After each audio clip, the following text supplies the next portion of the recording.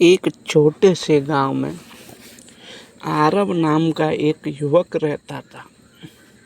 वह भगवान का बहुत बड़ा भक्त था।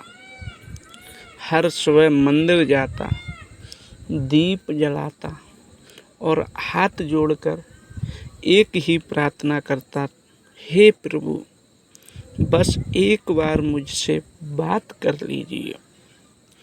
आपकी आवाज़ सुन लूं, फिर मुझे जीवन में कुछ नहीं चाहिए। दिन बीतते गए, महीने गुजर गए, लेकिन उसे कोई चमत्कार दिखाई नहीं दिया। धीरे धीरे उसके मन में निराशा घर करने लगी। उसे लगने लगा कि शायद भगवान उसकी प्रार्थना सुनते ही नहीं। एक दिन वह उदास होकर नदी के पास बैठा था। उसकी आंखों में आंसू थे। वह आसमान की ओर देखकर बोला, प्रभु, क्या मैं आपका पुत्र नहीं हूँ? क्या आप मुझसे कभी बात नहीं करेंगे? तभी अचानक एक छोटी बच्ची खेलते खेलते नदी के किनारे फिसल गई।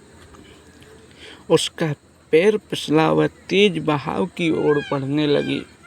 आरव बिना कुछ सोचे दौड़ा। उसने पूरी ताकत लगाकर बच्ची का हाथ पकड़ा और उसे सुरक्षित बाहर निकाल लिया। बच्ची डर के कारण रो रही थी। कुछ देर बाद उसने मुस्कुराते हुए आरव का हाथ पकड़ा और बोली, भैया, भगवान ने आपको मेरे लिए भेजा है। यह सुनते ही आरव कुछ क्षण के लिए बिल्कुल शांत हो गया।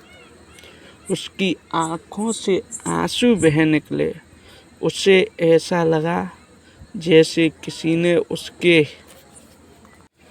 हृदय के भीतर बहुत धीरे से कहा, मैं हमेशा तुम्हारे साथ हूँ। उसी समय बच्ची की माँ वहाँ पहुँची। उसने अपनी बेटी को गले लगाया और आरव के चरण छूने लगी। आरव ने उन्हें रोकते हुए कहा, माँ, धन्यवाद, मुझे मत दीजिए।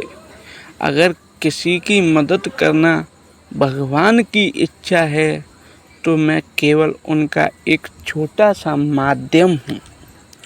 उस दिन घर लौटते समय आरव का मन पहले जैसा नहीं था। उसे समझ आ गया था कि भगवान हमेशा आसमान से बोलकर उत्तर देते।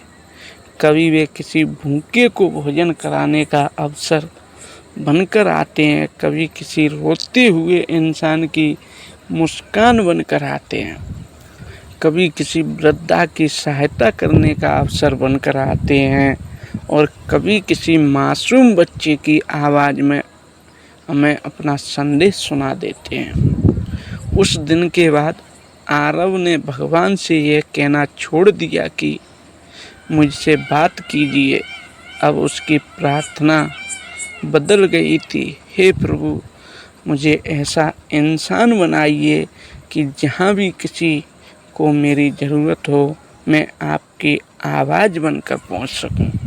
उसके बाद आरव ने हर दिन किसी न किसी निस्वार्थ सहायता करना शुरू कर दिया। उसे हर सेवा में भगवान का साक्षात अनुभव होने लगा।